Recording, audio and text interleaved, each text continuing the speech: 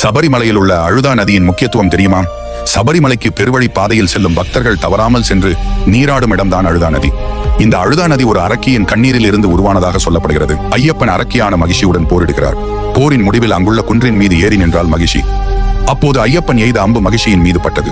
உடனே தம்மை கொன்று விடுவார்களோ என்ற பயத்தில் தன் தவறை உணர்ந்த அரக்கி தன்னை மன்னித்து விடும்படி ஐயப்பனிடம் வேண்டி கண்ணீர் விட்டு அழுதாள். அப்படி மகிஷி அழுத கண்ணீர் தான் வழிந்து ஓடி அழுதா நதியாக மாறியது. அதன் பிறகு மகிஷியை வதம் செய்து விடுகிறார் ஐயப்பன்.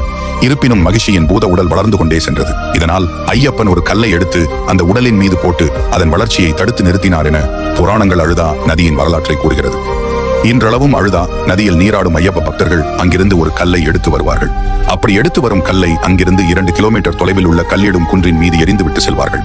ஐயப்பன் கோவிலுக்கு செல்லும் பக்தர்கள் இந்த நதியில் நீராடி விட்டு சென்றால் அவர்கள் வாழ்வில் செய்த தவறுக்கு அழுது மன்னிப்பு கேட்டதற்கு சமமாக கருதப்படுகிறது.